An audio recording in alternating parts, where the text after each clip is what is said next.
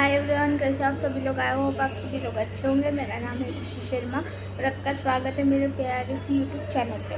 तो गाइस, आज हम फिर से कंटिन्यू करने वाले हैं हमारा साइंस पार्ट 2 का chapter number 2 periodic classification of periodic table. ठीक है, तो इस लेक्चर में मे भी सारा चैप्टर कंप्लीट हो सकता है। तो हम इस लेक्चर में जितना भी बाकी का हमारा चैप्टर बचा है वो हम देखेंगे। और इससे पहले वाले लेक्चर में मैंने कुछ बेसिक वर्ड्स के मीनिंग बताया है जो आपको पता होना इम्पोर्टेंट है। ठीक है, क्योंकि इसके सामने वो वर्ड्स ज़्यादा आएंगे तो आपको ज़्यादा डिफ़िकल्टीज नहीं आएंगी वो समझने में। तो इससे पहले वाला जो लेक्चर है उसमें मैंने सब बताया, तो आप वो देख लेना। तो हम बिना कुछ टाइम पास के गए वीडियो की शुरुआत करते हैं। तो गाइस, ये है हमारा मॉडर्न पीरियोडिक टेबल। तो इसकी जो सूरत है वो पहले जब मैंने दिखाई थी उससे तो थोड़ी सी बेटर बनी गई है। ठीक है, ये इरेज करके तो देखो, पहले हम इसमें समझेंगे कि ये इसमें मेटल्स क्या है, मेटलॉइड्स क्या है, नोबल गैसेस कौन सा है, जो हैलोजेंस का ग्रुप है वो कौन सा है। ठीक है, ये सब हम अभी देखेंगे। पहली बात, ग्रुप और पीरियड्स क्या होते हैं ये आपको क्लियर होना चाहिए, क्योंकि इसमें बहुत कंफ्यूजन होता है। ठीक है, तो देखो, ग्रुप्स जो है हमारे वो है 18। ठीक है, ये जो लाइंस होती है ये ऐसे, ये सीधी सीधी देखो, ये 1 2 3 4 5, ये जो 18 तक के ये जो स्टैंडिंग लाइंस है में ये जो हमारे एलिमेंट्स अरेंज है। ठीक है, तो इन्हें कहते हैं हम ग्रुप्स। ठीक है, ये ग्रुप 1, ग्रुप 2, ग्रुप 3, ग्रुप 4। ठीक है, तो ये हैं हमारे ग्रुप्स। और पीरियड्स क्या होते हैं, देखो ये 1 2 3 4 5 6, ये 7 जो है, ठीक है, ये क्या है, इन्हें पीरियड्स कहते हैं। ये जो ऐसी लाइन है, ये देखो, ये है ना, इन्हें क्या कहेंगे हम, पीरियड्स कहेंगे। ठीक है, ये देखो, ये हाइड्रोजन, हीलियम, ये पीरियड 1 में आते हैं। Lithium, beryllium, boron, carbon, nitrogen, oxygen, fluorine और ये जो नियॉन है ये सेकंड पीरियड में आते हैं। ठीक है, तो पीरियड ऐसे रहते हैं और जो हमारी क्या बोलते हैं हम, जो हमारे ग्रुप्स है वो ऐसे रहेंगे। ठीक है, तो देखो ये जो नीचे हम ग्रुप देख रहे हैं, ठीक है, इसको, ये जो लाइन है इसको लैंटेनाइड्स कहते हैं, और ये जो लाइन है नीचे की उसको एक्टिनाइड कहते हैं। ठीक है, और ये जो लैंटेनाइड, एक्टिनाइड ये नाम है, ये किसके इस पे इन्हें दिया गया है, देखो इन रो के, ये जो हमारे पीरियड्स है, ये वाले, ये छोटा सा जो नीचे टेबल है उसके, तो इसमें फर्स्ट देखो यहाँ पे है लेंथेनियम और यहाँ है एक्टिनियम। तो इन दोनों जो एलिमेंट के नाम पे इन्हें नाम दिया गया है, ये जो बॉक्स है नीचे वाला उसको। ठीक है, ये जो हमारा पीरियड है इसको लेंथेनाइड कहते हैं इस रो को, और इसे कहेंगे एक्टिनाइड। ठीक है, ये समझ गया आपको, बहुत सिंपल था। तो देखो, समझ गया इतना। तो अभी ये है हमारा एस ब्लॉक। 4 ब्लॉक होते हैं हमारे मॉडर्न पीरियोडिक टेबल में। तो ये जो 2 हमारे ग्रुप्स है उन्हें कहते हैं एक्स ब्लॉक। और ये जो 2 से लेके हमारे 12 तक के ये जो हमारे ग्रुप्स है, ठीक है, ग्रुप्स, पीरियड्स, ठीक है, तो इन्हें कहते हैं डी ब्लॉक। ठीक है, और ये जो 13 से लेके ये 18 तक के हैं इन्हें कहेंगे हम पी ब्लॉक। ठीक है, ये सारे जो एलिमेंट्स है ये आते हैं पी ब्लॉक में। ठीक है, और ये जो नीचे 2 हमारे ये पीरियड्स है, ठीक है, इन्हें कहेंगे हम एफ ब्लॉक, ये आएंगे एफ ब्लॉक में। ठीक है, तो देखो यहाँ पे मेटल क्या है, नॉन मेटल क्या है, हम ये समझेंगे। देखो, ये जो ये जिगजैग लाइन दिख रही है हमें पी ब्लॉक में। ठीक है, तो ये जिगजैग लाइन के ये जो अटैच है, जैसे कि हम देखेंगे यहाँ पे है बोरॉन, एल्यूमिनियम, सिलिकॉन, जर्मेनियम, और ये AS, SB, TE, PO और ये जो TS है, ठीक है। इनके जो फुल फॉर्म है या सब आपके बुक में दिया गया है। तो ये सब जो एलिमेंट्स है, ठीक है, ये जिगजैग लाइन के पास के, ये देखो ये वाले, ये जिनको मैंने ये अंडरलाइन किए, ये देखो ये वाले और ये वाले, ठीक है। ये जो एलिमेंट्स है इन्हें कहते हैं मेटलॉइड। क्या कहेंगे? ये जो एलिमेंट्स है, सॉरी, ठीक है, मेटल्स ने एलिमेंट्स, ये जो जिगजैग लाइन के ये पास वाले एलिमेंट्स है जिनको मैंने ऐसे अंडरलाइन की है, वो जो एलिमेंट्स है वो क्या है? मेटलॉइड है। क्या है? मेटलॉइड। मेटलॉइड मतलब क्या होता है? जो मेटल भी होता है और नॉन मेटल भी होता है, दोनों का मिक्सचर को हम कहेंगे मेटलॉइड, ठीक है। और फिर ये जो है बोरॉन, सिलिकॉन, ये AsTe, ठीक है, ये At और Ts, ठीक है। तो इनके इस साइड वाले जितने भी एलिमेंट्स है गाइस वो नॉन मेटल है। क्या है गाइस? नॉन मेटल्स है, ठीक है। ये देखो मैंने यहाँ से भी ये लाइन खींची है पेंसिल से, ये देखो, ये आपको दिख रही होंगी, ये है ना, और ये है यहाँ पे, और ये इस साइड भी मैंने खींची है ये लाइन, ठीक है। ये तो ये जो बीच की ये मैंने बॉक्स घेरे हैं वो है मेटलॉइड। इसके ये जो हमारा राइट साइड के बाकी के जितने भी एलिमेंट्स है वो है नॉन मेटल। और इस जिगजैग लाइन, ये जो मैंने अंडरलाइन की, इसके जितने भी लेफ्ट साइड एलिमेंट्स है वो सारे हैं मेटल्स, एक्सेप्ट ये जो हमारा हाइड्रोजन है वो सारे यहाँ पे मेटल्स है, ठीक है। लेकिन हाइड्रोजन जो है वो नॉन मेटल है, ठीक है, वो मेटल नहीं है, वो नॉन मेटल है, ठीक है। इसे कहते हैं गाइस हम अल्कलाइन ग्रुप, है ना, सॉरी अल्कलाइन, हाँ अल्कलाइन ही कहते हैं। और ये जो सेकंड वाले इसे कहते हैं अल्कलाइन, और इसको सेकंड वाले जो हमारी ग्रुप है उसे कहेंगे हम अल्कलाइन, ठीक है। इतना समझ गया आपको? अल्कलाइन अर्थ मेटल और ये अल्कलाइन मेटल, ठीक है। ये तो आई होप आपको समझ में आऊँगा, ज़्यादा डिफ़िकल्ट नहीं था ये, ठीक है। और देखो यहाँ पे ये जो दो एलिमेंट दिख रहे हैं आपको, ठीक है, ये Fl और ये जो Lv है, ये जो आपको दो एलिमेंट दिख रहे हैं गाइस, ये अननोन एलिमेंट्स है। क्या है? अननोन। इनके बारे में अभी ज़्यादा जानकारी नहीं है, ठीक है, अननोन है, वो पता नहीं है, लेकिन वो मेटल है ज़रूर, ठीक है, अननोन मेटल्स है वो। तो ये था, ये सारे भी मेटल्स ही है नीचे वाले, ठीक है। और ये जो यहाँ पे ये जो जितने भी मेटल है उन्हें इनर ट्रांजिशन एलिमेंट्स भी कहते हैं, ठीक है। क्या? इनर ट्रांजिशन एलिमेंट्स भी कहते हैं। अभी देखो पीरियड्स एंड इलेक्ट्रॉनिक कॉन्फ़िगरेशन। अभी देखो इलेक्ट्रॉनिक कॉन्फ़िगरेशन क्या होता है, ये मैंने आपको इससे पहले वाले लेक्चर में बताया गाइस, ठीक है, ये मैंने बताया है आपको। तो देखो ये तो अभी अगर आपने वो लेक्चर देखा है तो ये आपको समझ में आ रहा होगा, ठीक है। यहाँ पे इन्होंने एग्जाम्पल लिया है, जो हमारा पोटेशियम है वो, और जो हमारा आर्गोन है उसका क्या लिया? एग्जाम्पल लिया। देखो गाइज मैं एक बात बताना भूल गई आपको, ठीक है। आर्गोन देख के मुझे याद आया कि मैंने आपको क्या नहीं बताया। तो गाइज ये जो पर्पल आपको ये ग्रुप दिख रहा है, ठीक है, ये जो ग्रुप दिख रहा है पर्पल कलर का, ये वाला, ये ग्रुप को कहते हैं हैलोजेंस। क्या कहते हैं इन्हें? हैलोजेंस कहते हैं।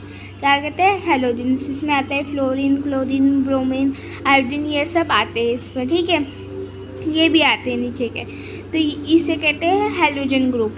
और ये हमारा 18 ग्रुप है, ठीक है, ग्रुप नंबर जो 18 है हमारा, उसे कहेंगे हम नोबल गैसेस। क्या कहते हैं? Noble gases. Helium, neon, argon, ठीक है, ये सारे जो हमारी नीचे भी है वो क्या है? नोबल गैसेस, ठीक है। तो ये आर्गोन देख के मुझे यहाँ से याद आया। तो देखो अभी यहाँ पे क्या किया है, ये हमने लिखा के, ठीक है, हमें पता है ऐसी शेल्स होती है 4, ठीक है। तो पहली शेल में 2 इलेक्ट्रॉन्स रहते हैं हमारे, दूसरी शेल में रहते हैं 8, तीसरी में 18 की कैपेसिटी होती है, ठीक है। लेकिन तीसरी में भी अगर हमारे 8 इलेक्ट्रॉन हम डालते, ठीक है, 18 की कैपेसिटी होती लेकिन हम उसमें 8 इलेक्ट्रॉन डालते, ठीक है। 8 इलेक्ट्रॉन उसमें आने ही चाहिए। और 32 रहती है चौथे जो शेल है उसकी कैपेसिटी रहती है फिर 32, ठीक है। तो ये सब तो हमें पता है कि हमारी शेल की कैपेसिटी कितनी रहती है। तो देखो यहाँ पे है हमारा पोटेशियम। तो पोटेशियम जो है उसका जो क्या कहेंगे हम, एटॉमिक नंबर, ठीक है, वो कितना है गाइस? पोटेशियम का एटॉमिक नंबर कितना है? 19 है। कितना है? 19। और आर्गन का कितना है गाइस? 18, 19, 18, ठीक है, समझ गया। तो देखो हम क्या करेंगे, हमने क्या किया, इसे अरेंज कर दिया, इसके इलेक्ट्रॉन को 19 पे हमने पूरे अरेंज कर दिए, ठीक है। ये जो हमारी फर्स्ट सेल है इसमें 2, दूसरी सेल में 8, तीसरी सेल में भी 8, ठीक है। कैपेसिटी तो 18 की है लेकिन हम 8 इलेक्ट्रॉन डालते हैं क्योंकि 8 इलेक्ट्रॉन से जो शेल है वो कंप्लीट हो जाता है और उसे स्टेबल माना जाता है, ठीक है। तो हमने 8 डाला और जो हमारी फोर्थ शेल थी उसमें डाला 1 इलेक्ट्रॉन, ठीक है। तो ये जो 1 इलेक्ट्रॉन है ये क्या है? हमारा वैलेंस इलेक्ट्रॉन है। क्या है? Valence electron. वैलेंस इलेक्ट्रॉन कैसे है? क्योंकि हमें पता है जो हमारा आउटर मोस्ट शेल में जो जितने भी नंबर्स ऑफ इलेक्ट्रॉन्स रहते हैं वो हमारे वैलेंस इलेक्ट्रॉन, उसे हम कहते हैं। तो आउटर मोस्ट शेल वाला इलेक्ट्रॉन क्या है? हमारा वैलेंस इलेक्ट्रॉन है। अभी देखेंगे हम यहाँ पे आर्गन। तो आर्गन का जो एटॉमिक नंबर है वो है 18। तो इसके वाइज हम अरेंज कर रहे हैं। तो यहाँ पे देखो 1, 2, 3, 4, 5, 6, 7, 8, 9, 10, 11, 12, 13, 14, 15, 16, 17, 18। देखो तो यहाँ पे जो हमारा आर्गन है ना उसका ये जो तीनों भी शेल है वो कंप्लीट है क्या? बताओ, कंप्लीट है? हाँ। तो ये क्या हो गया, इसका जो आर्गन का पूरा ये जो शेल है वो क्या है? कंप्लीट है। तो इसे कहते हैं इलेक्ट्रॉनिक कॉन्फ़िगरेशन गाइस, ठीक है। तो यहाँ पे क्या दिया है? ये क्या दिया है? ये सब क्या है? ये 2, 8, 4 ये सब क्या है? तो देखो ये जो है इसे लिखने का सिंपल तरीका बता रही हूँ मैं, ठीक है। ये क्या है? तो देखो हम अभी हमारा यहाँ पे जो एलिमेंट है वो है के, ठीक है। तो के की फर्स्ट सेल में कितने इलेक्ट्रॉन है? 2 है ना। सेकंड सेल में 8 है, थर्ड सेल में जो है वो भी 8 है और फोर्थ सेल में कितना है? 1 है, ठीक है। तो ये हमने अरेंज कर दिए नंबर्स में कि फर्स्ट सेल में 2 है, सेकंड सेल में 8 है, थर्ड सेल में भी 8 है, फोर्थ सेल में 1 है। इसमें क्या है? फर्स्ट सेल में 2, सेकंड सेल में 8 और थर्ड सेल में भी 8। तो ये यहाँ पे दिखाया है, ठीक है। मतलब नंबर ऑफ़ इलेक्ट्रॉन्स लिखते जाने हैं आपको, ठीक है, कि फर्स्ट सेल में कितना है, सेकंड में कितना है ना। तो ये सब भी जो हमारे एलिमेंट्स है, ठीक है, जो हमारे एलिमेंट्स है उसके हिसाब से उनके शेल में फर्स्ट शेल में कितना इलेक्ट्रॉन आएगा, सेकंड सेल में कितना आएगा, तो वो सब यहाँ पे ये लिखे हैं, ठीक है। ये जो हमारा पोटेशियम है उसका ऐसे लिखेंगे हम, ठीक है। इतना समझ गया गाइज आपको? तो जाएंगे हम नेक्स्ट पेज पे। तो गाइज ये देखो ये है टेबल, ठीक है, कि शेल में कितने इलेक्ट्रॉन की कैपेसिटी कितनी है एक सेल की, वो वाली, ठीक है। तो देखो यहाँ पे नंबर मतलब क्या कि कौन सी शेल है, first cell, second cell, third cell, fourth cell, तो वो, ठीक है।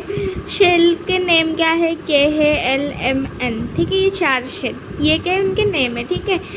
तो देखो फॉर्मूला क्या है कि हम अपने जो सेल है उसकी कैपेसिटी निकालें, उसका फॉर्मूला है 2 एन स्क्वायर, ठीक है। एन मतलब ये जो नंबर शेल कौन से नंबर पे है, ठीक है। जैसे हम करते हैं ना ऐसे 1 2 ऐसे हम लिखते हैं ना 1 2 ऐसे 3, तो वो नंबर ऑफ सेल, ठीक है।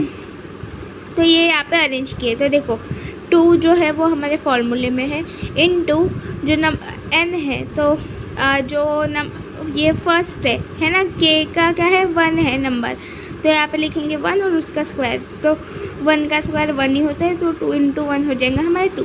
तो वैसे ये सब करना है बहुत इजी है, और ये ऐसे भी याद हो जाते, कुछ इतने डिफ़िकल्ट नहीं है, ठीक है। 2 8 18 32 बस, है ना। तो ये है। तो देखो यहाँ पे कुछ बातें बताई है। यहाँ पे बोला है the same number the element with the same number of shell occupied by electron belong to the same period। अभी जैसे पीरियड मतलब ऐसे जो इलेक्ट्रॉन जाते हैं ना, जैसे यहाँ पे हीलियम है, hydrogen, helium, lithium, beryllium, boron, है ना। ऐसे ये जो पीरियड्स वाइज जाते हैं हम ऐसे है ना। तो बोला है जब हम वैसे जाएंगे ना, तो सेम नंबर ऑफ शेल मतलब जो ये हमारे एलिमेंट्स होंगे उन्हें सेम नंबर ऑफ शेल लगेंगी। मतलब जो ये फर्स्ट इलेक्ट्रॉन है, देखो फर्स्ट पीरियड में कौन सी इलेक्ट्रॉन है, हमारे हाइड्रोजन और हीलियम है ना। तो उन दोनों क्या है, वो एक ही पीरियड में आते हैं, तो दोनों को एक एक शेल लगेंगी, उन्हें सिर्फ K वाली शेल ही लगेंगी, ठीक है। एक शेल ही लगेंगी उन्हें, है ना, क्योंकि जो हमारा हाइड्रोजन है उसके पास एक ही इलेक्ट्रॉन रहेंगे तो एक, और जो हमारा हीलियम है उसके पास 2 इलेक्ट्रॉन रहेंगे तो 2, तो वो दोनों के इलेक्ट्रॉन एक शेल में आ जाएंगे, है ना। तो बस वही बोला है यहाँ पे कि जो एलिमेंट रहेंगे, जो भी एलिमेंट सेम पीरियड से बिलोंग करेंगे उनको सेम नंबर ऑफ शेल लगेंगे, ठीक है। अगर सेकेंड पीरियड है तो उन्हें क्या लगेंगे, 2 शेल लगेंगे, और जो भी एलिमेंट सेकेंड पीरियड में आएंगे सबको 2 ही शेल लगेंगे, ठीक है। ऐसा नहीं कि किसी और के लिए अलग नियम कानून चलेगा, ऐसा नहीं, ठीक है। तो देखो the element in the second period namely Li Be Bc, क्या है ये सब, lithium, beryllium, boron, carbon, nitrogen, oxygen, fluorine and neon have electron in a 2 shell, ठीक है। मतलब ये सेकेंड पीरियड से, तो इनके जो नंबर ऑफ सेल होंगे वो कितने रहेंगे, 2 लगेंगे, है ना, 2 लगेंगे। और जो थर्ड पीरियड रहेगा उन्हें 3 शेल लगेंगे, फोर्थ पीरियड को 4 शेल लगेंगे, ठीक है। तो यही सब है, ठीक है। तो ये तो आपको समझ में आ गया होगा, तो इसमें वो ही था, ठीक है। यहाँ पे क्या दिया है अभी देखेंगे हम। As per the electron holding capacity of shell 2 elements are present in the first period and 8 element in the second period. ये क्या है भाई, क्या है ये, कि जो इलेक्ट्रॉन है उनकी होल्डिंग कैपेसिटी के अकॉर्डिंग जो हमारा फर्स्ट पीरियड है, ठीक है। फर्स्ट पीरियड में क्या है, हमारा हाइड्रोजन है और हीलियम है ना। तो ये किसके ऊपर मतलब जो सेल की होल्डिंग करने की कैपेसिटी उसके ऊपर उनका जो ये है, क्या कहेंगे हम, वो जो शेल है ना, नंबर ऑफ शेल वो डिपेंड करते हैं। जैसे कि फर्स्ट पीरियड है तो उसमें सिर्फ 2 एलिमेंट्स है ना। तो क्या करता है, as per the electron holding capacity कि वो जो एलिमेंट है उनकी होल्ड करने की कैपेसिटी ही उतनी है, ठीक है। समझ गया इतना। जैसे फर्स्ट पीरियड में 2 एलिमेंट है बोला, तो 2 एलिमेंट क्यों है, क्योंकि उनके जो इलेक्ट्रॉन होल्ड करने की कैपेसिटी है मे बी वो कम हो, है ना, इसलिए सिर्फ वहाँ पे एक शेल रहती है ना, एक ही शेल रहती है ना, और सिर्फ उस पीरियड में 2 इलेक्ट्रॉन है, ठीक है। समझ गया। वैसे ही 8 एलिमेंट है हमारे सेकेंड पीरियड में, तो वो भी जो उनकी होल्डिंग करने की कैपेसिटी है उसके अकॉर्डिंग है, ठीक है। हो सकता है थर्ड पीरियड में ज़्यादा कैपेसिटी हो तो उनके पास 3 शेल होते है ना, होते हैं कि नहीं होते? हाँ होते हैं। The third period also contain only 8 elements due to the law of electron octet. जो हमारा थर्ड पीरियड है ना गाइस, वो भी उस पीरियड में भी 8 ही एलिमेंट्स है ना। हमने देखा 8 एलिमेंट्स है। क्यों 8 एलिमेंट्स है उसमें? हाँ क्यों है? क्योंकि the law of electron octet. अभी ये क्या है देखो, atom tend to form chemical bonds in way that allow them to complete their valence shell. मतलब क्या कि जो हमारा एटम है वो अपना जो वैलेंस सेल है, ठीक है, वो कंप्लीट करने के लिए अलग अलग तरीके का क्या करते हैं, इस्तेमाल करते हैं ना। मैं क्या बता रही हूँ, ये कि लॉ ऑफ इलेक्ट्रॉन ऑक्टेट क्या है वो बता रही हूँ, ठीक है। क्या बताया मैंने कि जो हमारे एटम्स है वो अपना वैलेंस सेल इलेक्ट्रॉन, जो वैलेंस सेल है, ठीक है, जो हमारा वैलेंस सेल मतलब आउटर मोस्ट शेल, ठीक है, जिसमें 8 इलेक्ट्रॉन होना कंपलसरी है, तभी ही वो कंप्लीट वैलेंस सेल कहा जाएगा, है ना। तो वो कंप्लीट करने के लिए अलग अलग तरीके का क्या करते हैं, इस्तेमाल करते हैं, ठीक है। तो वो जो हमारा ये लॉ ऑफ इलेक्ट्रॉन ऑक्टेट है, ये क्या करता है, एक्सप्लेन करता है। क्या करता है? एक्सप्लेन करता है कि वो ऐसा क्यों करते हैं, है ना। वो मतलब अपना जो वाई इलेक्ट्रॉन में आयोनिक बॉन्ड, कोवेलेंट बॉन्ड, ठीक है। आयोनिक बॉन्ड क्या होता है ये मैंने इससे पहले वाले लेक्चर में बताया है। वो क्या करते हैं, अपना शेल कंप्लीट करने के लिए बॉन्ड्स बनाते हैं अदर एलिमेंट्स से। जो कोवेलेंट बॉन्ड होता है ये हम आगे जो चैप्टर आएगा 9th में भी 9th चैप्टर है, उसमें आपको 3 बॉन्ड देखने को मिलेंगे, आयोनिक बॉन्ड, कोवेलेंट बॉन्ड और एक बॉन्ड है, ठीक है। तो वो बॉन्ड आपको देखने को मिलेंगे, ठीक है। तो ये ऐसे बॉन्ड क्यों बनाते हैं, जो हमारे एटम्स होते हैं वो लूज़ करते हैं, गेन करते हैं, तो ये सब क्यों करते हैं, ये सब हमारा जो लॉ ऑफ इलेक्ट्रॉन ऑक्टेट है वो बताता है, ठीक है।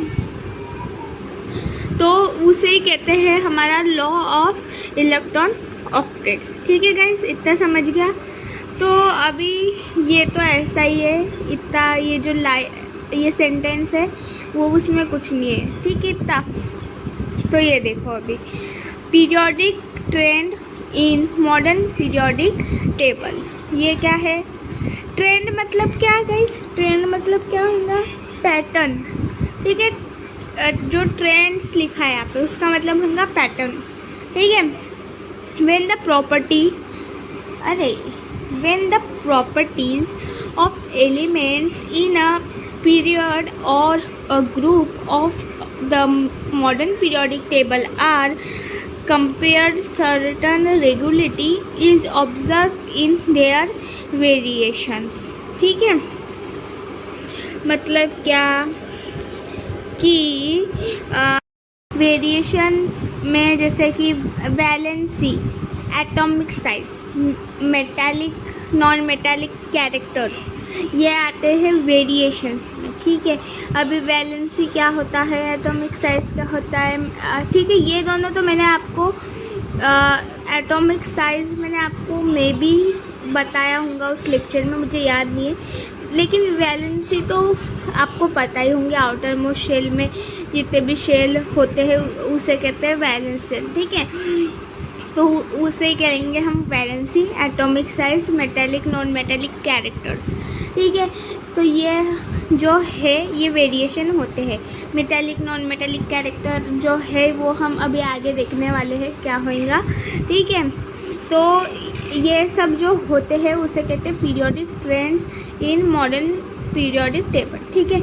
अभी ये सब क्या होता है जब आप समझोगे तभी आपको ये समझ में आएगा, ठीक है, मतलब यहाँ पे बोला है जब हम पीरियड्स और ग्रुप्स में हम जब देखते हैं, ठीक है, जो मॉडर्न पीरियोडिक टेबल के जो हम अगर ग्रुप्स देखें, ठीक है, मतलब ग्रुप्स मतलब ऐसी लाइंस में जो एलिमेंट हमारे अरेंज है या फिर जो हमारे पीरियड्स है उसमें क्या है, कुछ ना कुछ वेरिएशन है ही है, ठीक है। जैसे कि हमने यहाँ पे देखा था कि जो फर्स्ट पीरियड है उसमें कितनी रहेंगी, सेम नंबर ऑफ शेर रहेंगी। तो ये क्या है, एक उसकी उनका कैरेक्टर है ना, उनका नेचर है वो, तो बिल्कुल वैसा ही है ये, ठीक है, वेरिएशन। तो देखो अभी पहले हम देखेंगे वैलेंसी क्या होता है, फिर atomic mass, metallic, non metallic character, ठीक है, ये सब देखेंगे। तो देखो ये जो वैलेंसी ये क्या है, number of electron present in outer most shell of its atom, that is the valence electron. जो मैंने बताया वही है यहाँ पे, आउटर मोस्ट शेल में जो इलेक्ट्रॉन प्रेजेंट होते हैं उसे ही हम वैलेंस इलेक्ट्रॉन कहते हैं। समझ गया इतना?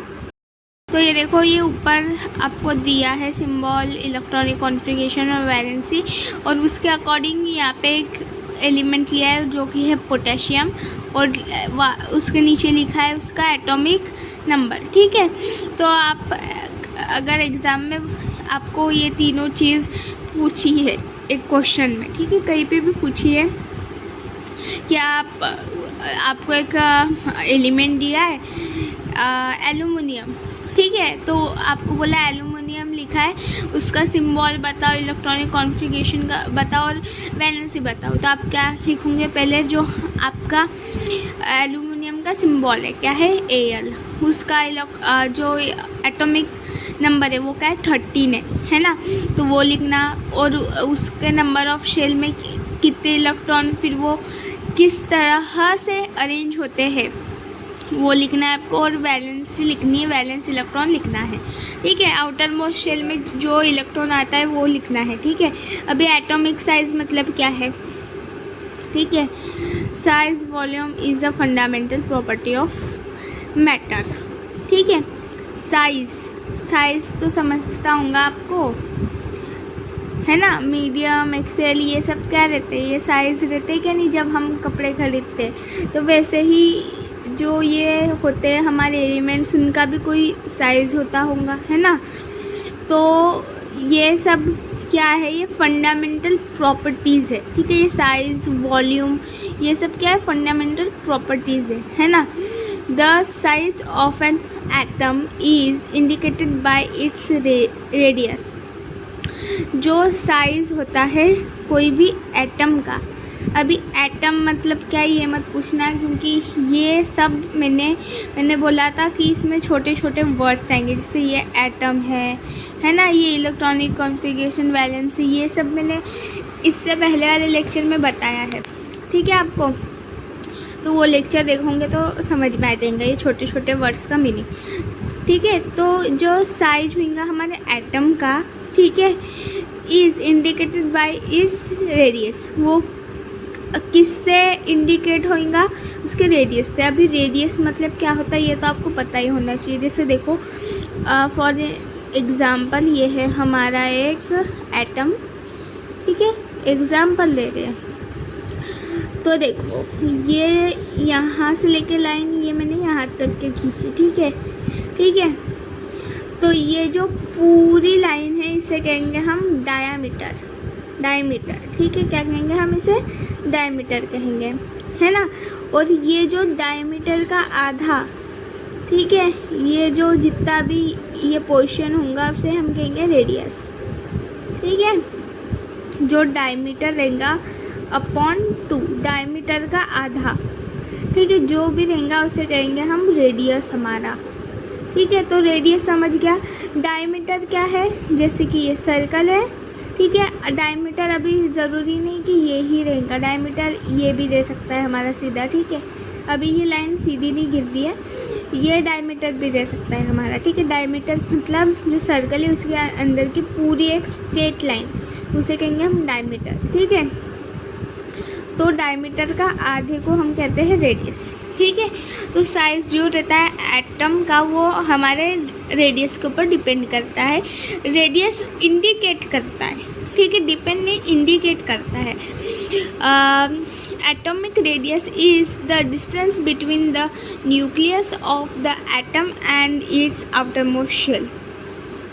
न्यूक्लियस ऑफ एटम क्या होगा आप, ये जो न्यूक्लियस है ऑफ न्यूक्लियस क्या है, एटम क्या है, ये भी मैंने पहले बताया, ठीक है, पहले वाले लेक्चर में बताया है, तो वो लेक्चर देख लेना, ठीक है। वो लेक्चर में छोटी छोटी चीज़ बताई है, तो आप देखोगे तो समझ में आ जाएगा। जो एटॉमिक रेडियस है हमारा इज़ द डिस्टेंस, वो क्या है, डिस्टेंस है, किसके बीच का डिस्टेंस है, न्यूक्लियस ऑफ एटम, ठीक है, ये समझ लो, ये एटम है, ये न्यूक्लियस है, सॉरी, ठीक है, ये न्यूक्लियस है, and the outer most shell, ठीक है, ये हो गई शेल नंबर 1, शेल नंबर 2, और ये समझ लो ये है हमारी आखिरी शेल नंबर 3, ठीक है। मुझे सिर्फ 3 शेल का एग्जांपल दे रही हूँ मैं, ठीक है आपको।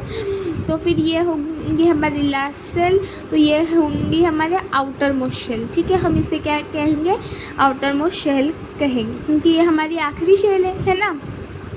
तो ये जो न्यूक्लियस और ये जो ये शेल के बीच का क्या है, डिस्टेंस है, ठीक है, वो होगा हमारा, ये देखो इतना, वो क्या होगा गाइस, हमारा एटॉमिक रेडियस होगा, क्या होगा, एटॉमिक रेडियस, देखो एटॉमिक रेडियस होगा, हाँ।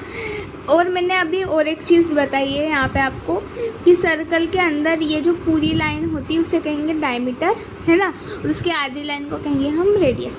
तो देखो मैंने बोला ये इतना क्या है, डायमीटर है ना, और फिर ये फुल रहता तो क्या रहता, ये देखो इतनी लाइन बोली है, मतलब ये क्या है गाइज, ये जो पूरा, अगर हम पूरी लाइन खींचेंगे, ठीक है, तो वो हो जाएगा डायमीटर, है ना, और मैंने सिर्फ बोला है इतनी लाइन है ये, इतनी, तो ये हो जाएंगी एटॉमिक रेडियस गाइज हमारा, वो हो जाएगा हमारा एटॉमिक रेडियस, ठीक है। डायमीटर की यहाँ पे बात ही नहीं हुई, लेकिन मैंने आपको एक्सप्लेन करने के लिए, मैथ्स में आपको आएगा, मैथ्स में भी वो चैप्टर है, चैप्टर नंबर जियोमेट्री में है आपको, ठीक है, वहाँ पे आपको डायमीटर आएगा गाइस, एक चैप्टर है, मुझे याद नहीं आ रहा लेकिन है, ठीक है, एक चैप्टर, उसमें आपको वॉल्यूम निकालना पड़ता है, आपको लैटरल कुछ ऐसा होता है, वॉल्यूम निकालना है ना, और बहुत कुछ आपको निकालने होते हैं, सर्कल के, सिलेंडर के, ठीक है, तो वो सब आपको आएगा, तो उसमें आपको डायमीटर भी आएगा, रेडियस भी आएगा, इसलिए मैंने अभी आपको बताया। तो एटॉमिक रेडियस क्या होता है, इस लाइन को भूल जाओ भी, ये वाली, ठीक है, ये जो हमारा न्यूक्लियस होता है, ठीक है, ये जो बीच वाला ही वो क्या है, न्यूक्लियस है, ये हमारी आउटर मोस्ट शेल है, और ये इन दोनों के बीच का ये वाला डिफरेंस है, इसको कहेंगे हम रेडियस, ठीक है, तो इसे कहेंगे हम एटॉमिक रेडियस, ठीक है गाइस, समझे इतना। Atomic radius is expressed in the unit picometer m which is smaller than nanometer. 1 picometer is equal to 10⁻12 metre, ठीक है। यहाँ पे बोला है जो हमारा एटॉमिक रेडियस है वो उसका यूनिट है पिकोमीटर, ठीक है, वो क्या है, छोटा है नैनोमीटर, ठीक है, ये यहाँ पे बोला है। तो आई होप ये समझ में आया होगा, ठीक है। ये एलिमेंट्स है कुछ, और उसके एटॉमिक रेडियस ये आपको यहाँ पे बताया है, ठीक है। और देखो जब ना गाइस जो न्यूक्लियर का चार्ज है वो बढ़ेगा तो न्यूक्लियर का साइज क्या होगा, छोटा होगा, ठीक है, इतना समझ गया। अभी ये देखो यूज़ यूअर ब्रेन लिखा है यहाँ पे, हाँ, ये आप कर लेना, किसी किसी के तो यहाँ पे आंसर भी लिखे है ना।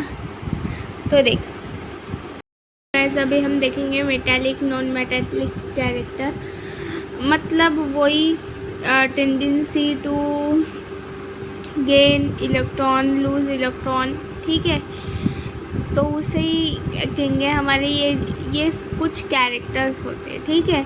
अभी जो अनायन है उसे कहेंगे हम इलेक्ट्रोनेगेटिविटी, मतलब यहाँ पे अभी अनायन नाम आएगा, कैटायन भी आएगा, ठीक है।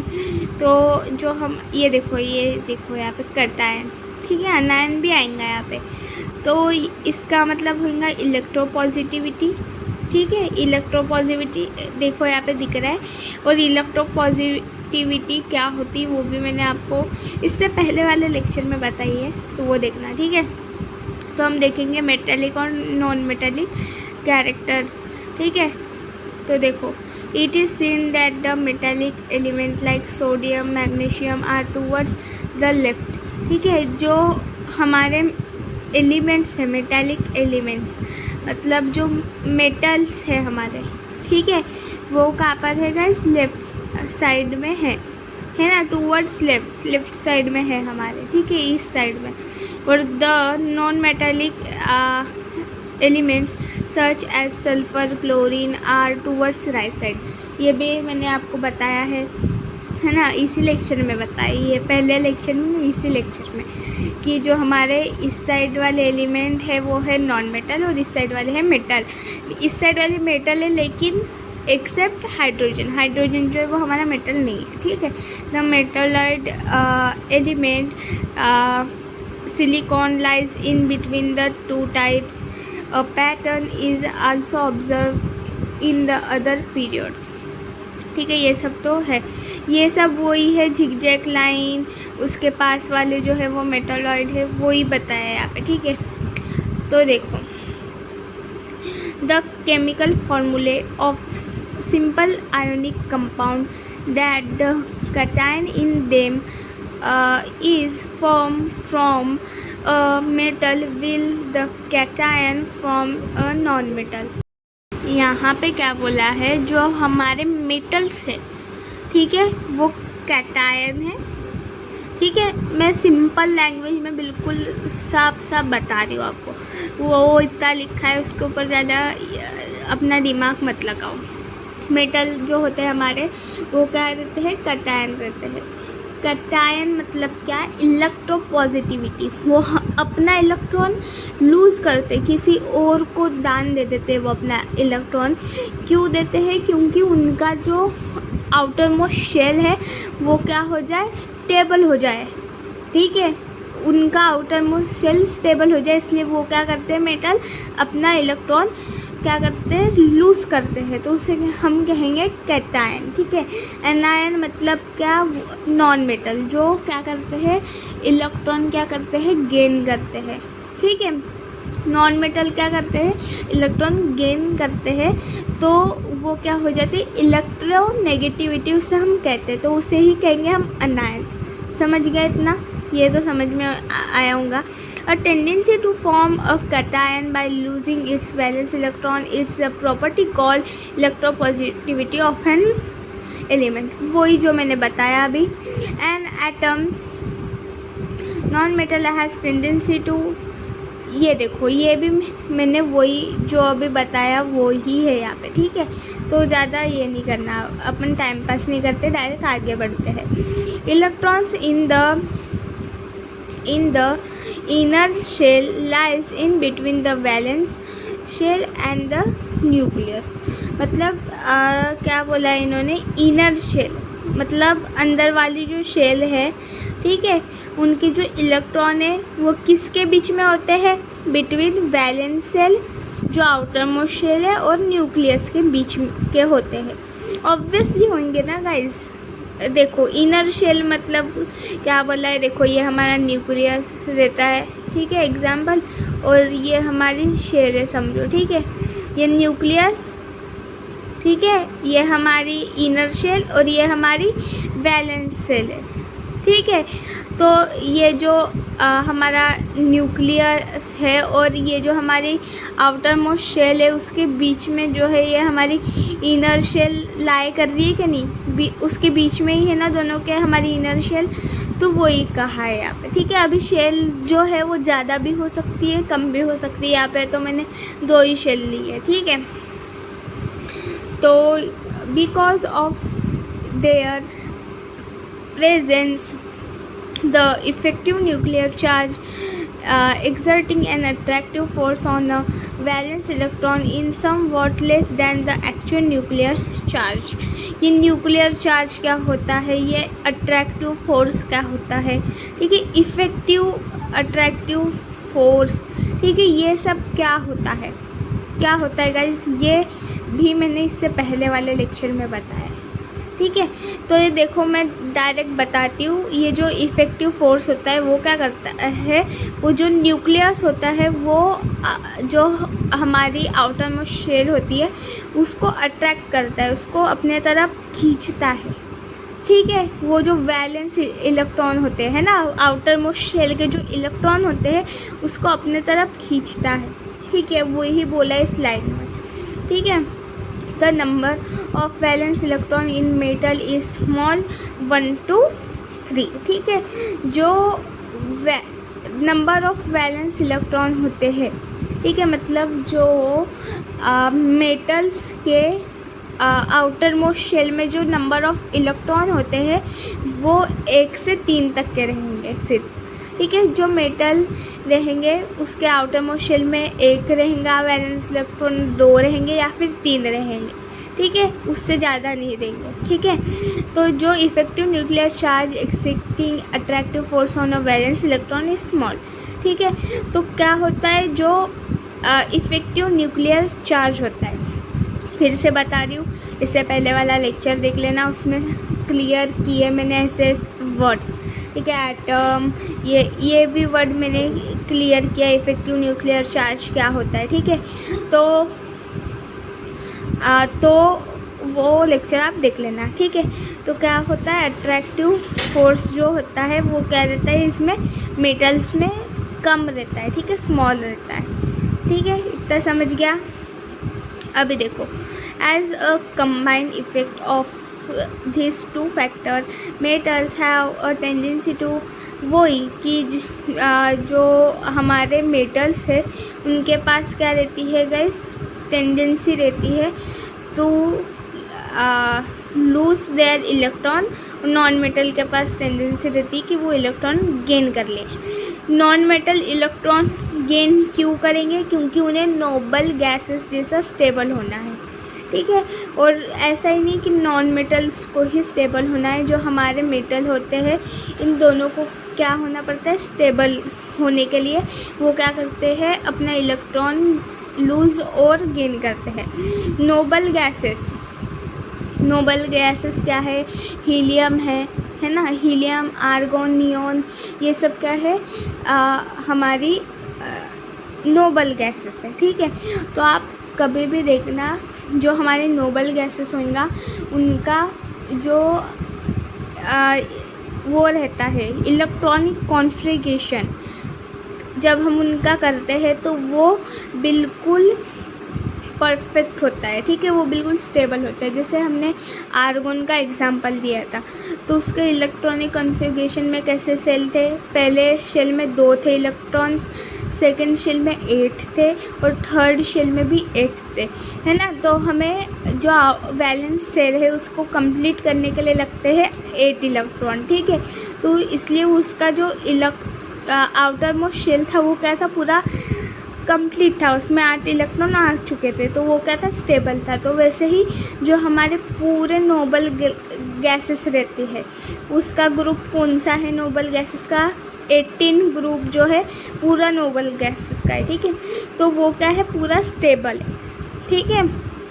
तो हमारे जो जो मेटल्स और नॉन मेटल्स वाले एलिमेंट्स है वो क्या करते हैं कि इलेक्ट्रॉन लूज़ करते हैं, गेन भी करते हैं। क्यों करते हैं ये सब, क्योंकि वो स्टेबल हो जाए, ठीक है, नोबल गैसेस जैसे, ठीक है। तो ये जो टेंडेंसी है ऑफ एन एलिमेंट, ये जो हमारे एलिमेंट्स की ये जो टेंडेंसी है उसे ही कहते हैं हम electropositivity is the metallic character of that element, ठीक है। ये क्या है, मेटालिक कैरेक्टर है उस एलिमेंट का, ठीक है, समझ गया इतना। तो गाइस ये जो है हमारा, ये है पीरियोडिक ट्रेंड इन एलिमेंट। पीरियोडिक ट्रेंड इन एलिमेंट का मतलब तो बताया है कि वेरिएशन, जब हम ग्रुप्स से मतलब जब हम ये देखो ये पीरियोडिक टेबल का एक ढांचा बनाया है, इसमें कुछ नहीं है, सिर्फ यहाँ पे हमारे पीरियोडिक टेबल में एलिमेंट्स कैसे अरेंज है वो सब वो बना के दिखा है। ठीक है, तो ये जो है वो ग्रुप्स है हमारे, और जब हम ऐसे जाएंगे तो वो है हमारे पीरियड्स। ठीक है, तो इसमें हम देखते हैं तो हमारा ट्रेंड्स मतलब क्या बताता कि जब हम ग्रुप्स में ऐसे जाएंगे तो मॉडर्न पीरियोडिक टेबल में क्या चेंजेस दिखेंगे, क्या वेरिएशन दिखेंगे, और जब हम ऐसे पीरियड्स वाइज जाएंगे तो क्या हमें चेंज दिखेंगे वो सब। ठीक है, तो देखो जब हम लेफ़्ट से राइट जाएंगे, ठीक है, लेफ़्ट से राइट जाएंगे तो हमें क्या देखने को मिलने वाला है, यहाँ पे डिक्रीजिंग एटॉमिक रेडियस। ठीक है, जब हम लेफ़्ट से राइट जाएंगे मतलब ऐसे पीरियड्स में ऐसे हम जब जाएंगे तो जो हमारा एटॉमिक रेडियस है वो कम होगा, एटॉमिक रेडियस का होगा कम होगा।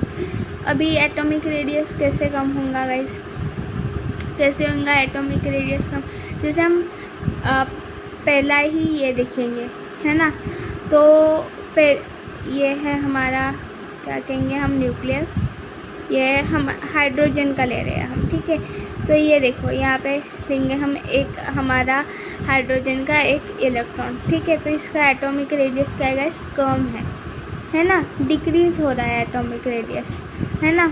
तो वैसे ही तो increasing electronegativity and non metallic character, जब हम ऐसे लेफ़्ट से राइट जाएंगे है ना, तो जब हम पीरियड्स में जाएंगे तो क्या होगा कि जो इलेक्ट्रोनेगेटिविटी है वो क्या होएंगी गाइस, बढ़ती जाएंगी, नॉन मेटालिक कैरेक्टर होता ही जाएगा। इलेक्ट्रोनेगेटिविटी मतलब नॉन मेटालिक कैरेक्टर, ये तो हमें पता ही है ना गाइस। इंक्रीज़ कैसे होगा, पहले यहाँ पे देखो, यहाँ पे मेटल, फिर हम और आगे गए यहाँ से तो नॉन मेटल आता गया है ना।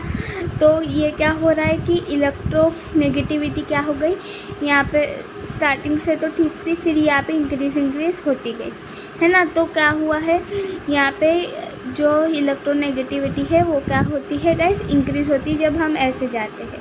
ठीक है, बट ऐसा ही नहीं कि नॉन मेटालिक कैरेक्टर ही, जो हमारे मेटल्स होते हैं गाइस वो भी इलेक्ट्रोनेगेटिव होते हैं। हाँ, ये मत सोच के रख लेना कि जो हमारे नॉन मेटल्स होते हैं वो ही सिर्फ इलेक्ट्रोनेगेटिविटी करते हैं, ऐसा नहीं है। हमारे मेटल भी इलेक्ट्रोनेगेटिव होते हैं।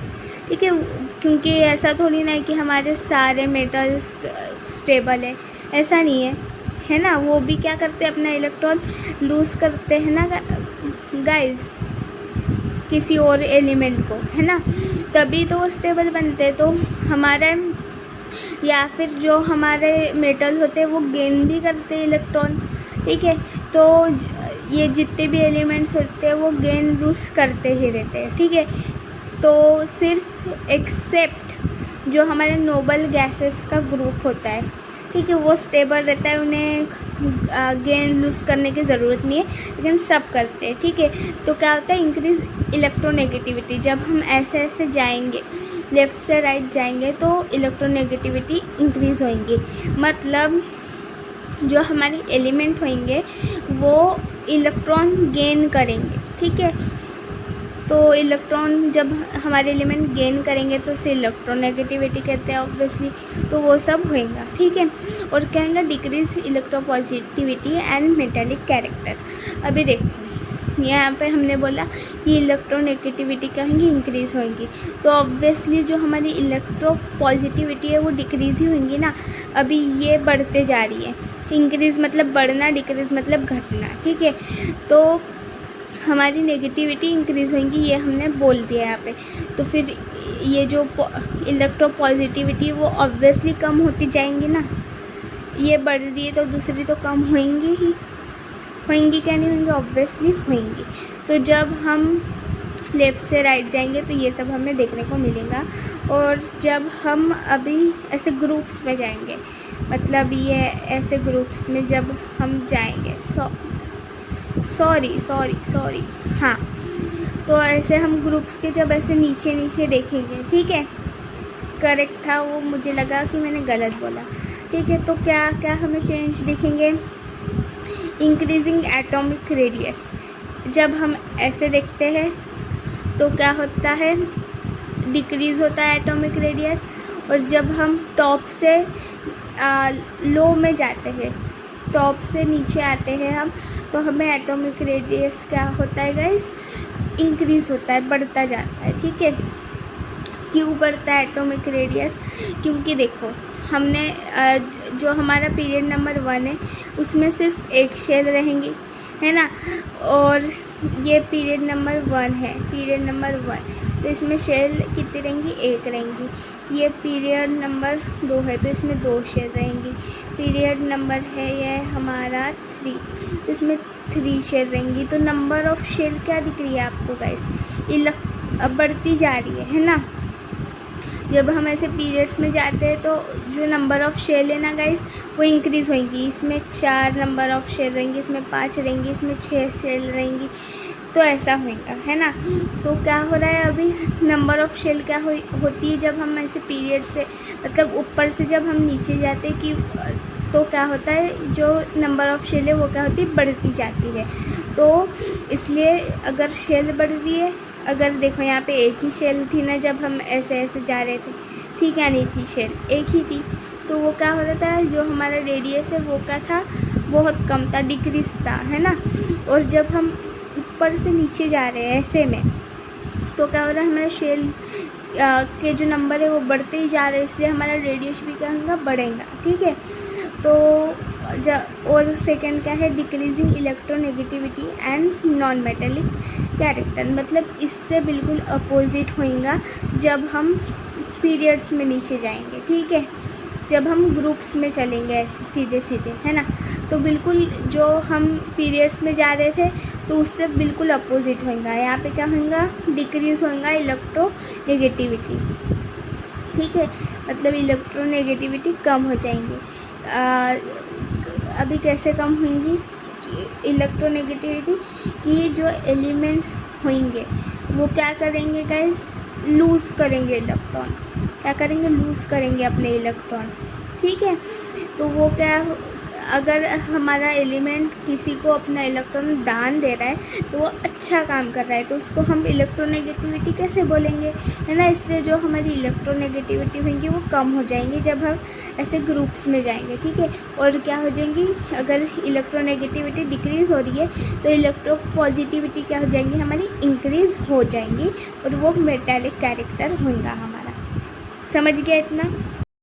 तो देखो गाइस, जब हम लेफ़्ट से राइट जाते हैं तो हमारे पीरियड्स में जब हम पीरियड्स से जाते हैं लेफ़्ट टू राइट, तो नंबर ऑफ़ शेल जो होती है वो सेम रहती है। ठीक है, the positive charge on the nucleus goes on increase. Positive charge जो होता है न्यूक्लियस पे क्या होता है? वो इंक्रीज़ होता है, और जो एटॉमिक जो हमारा रेडियस होता है वो डिक्रीज़ होता है, और दस the effective nuclear charge goes on increase. ठीक है, मतलब इफ़ेक्टिव न्यूक्लियर चार्ज क्या होता है? बढ़ता है। मतलब जो न्यूक्लियस होता है वो जो आउटर मोस्ट हमारे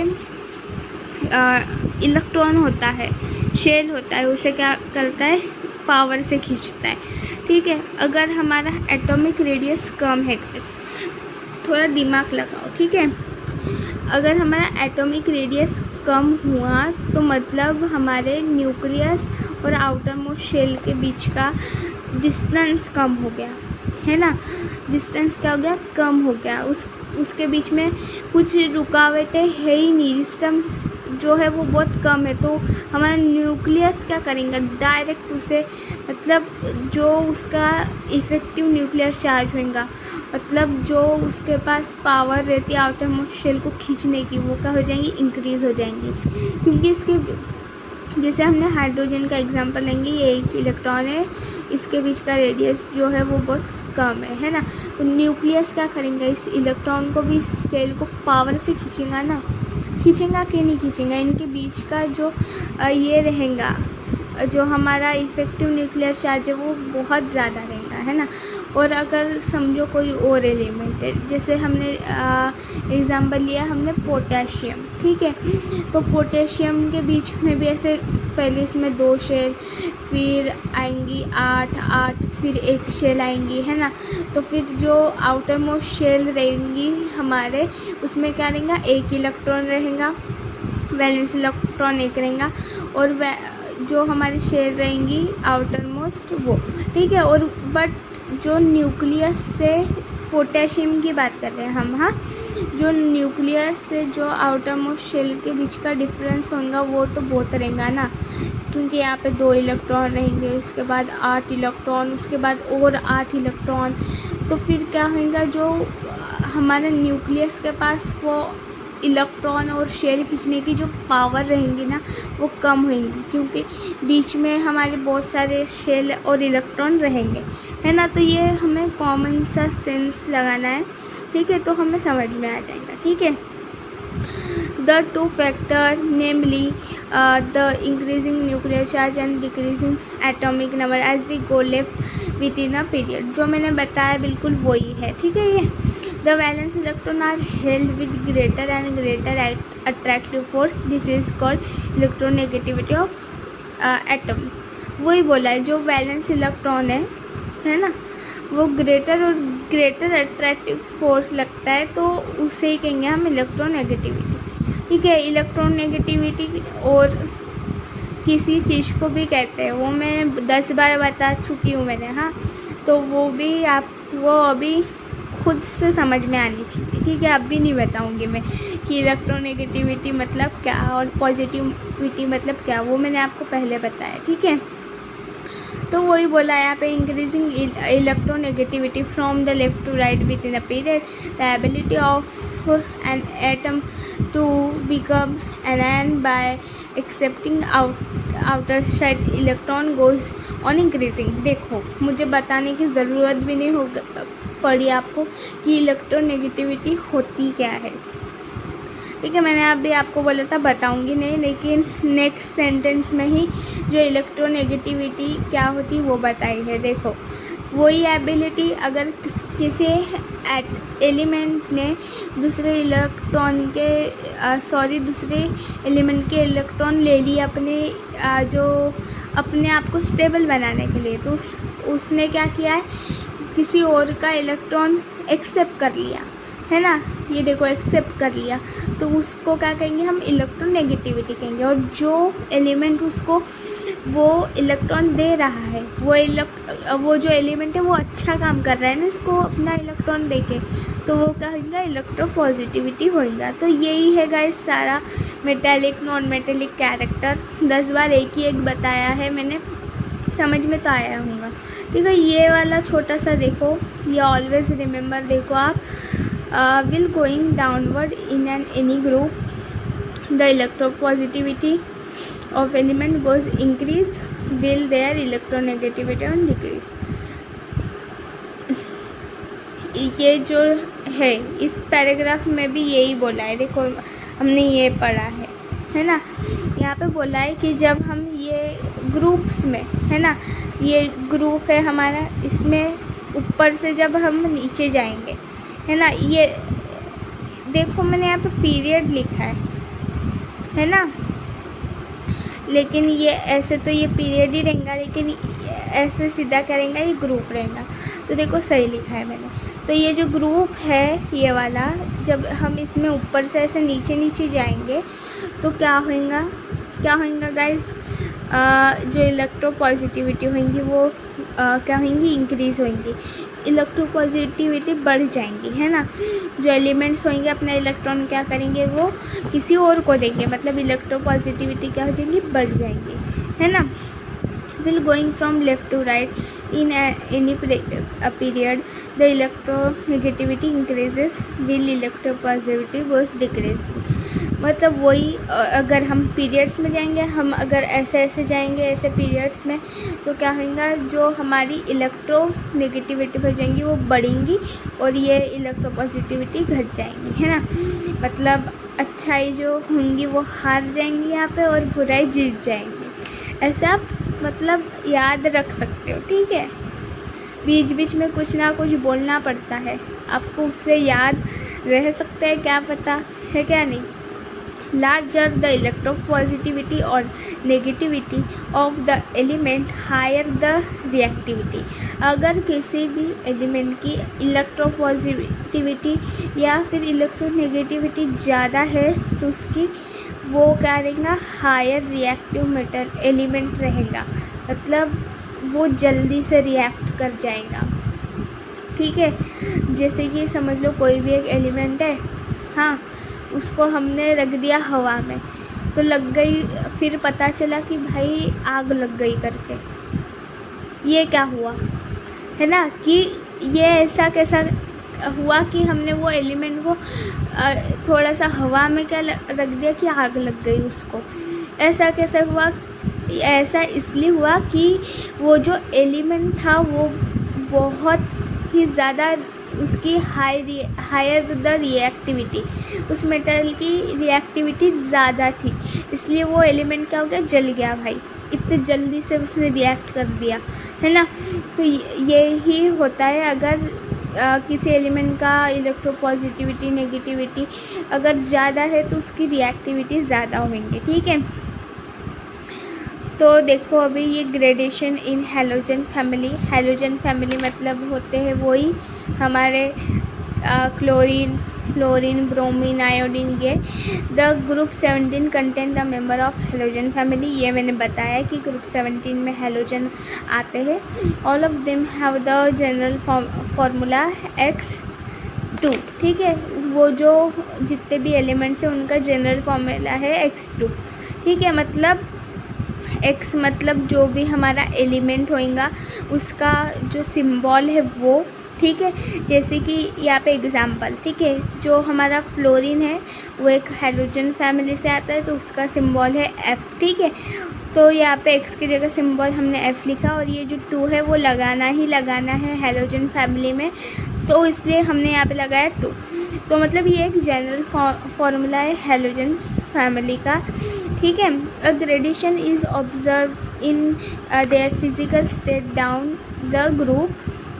ठीक है, उनका ग्रेडेशन हमें जब हम डाउन जाते हैं ग्रुप के, मतलब ये जो हमारे ये ग्रुप रहता है ऐसा, है ना, ये ऐसा हमारा ग्रुप रहता है ना, तो इससे जब हम ऐसे नीचे नीचे जाते तब हमें देखने को मिलता है। दस fluorine and chlorine are gases.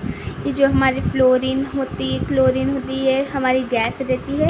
जो ब्रोमीन होता है ये लिक्विड रहता है और जो आयोडीन होता है वो सॉलिड रहता है।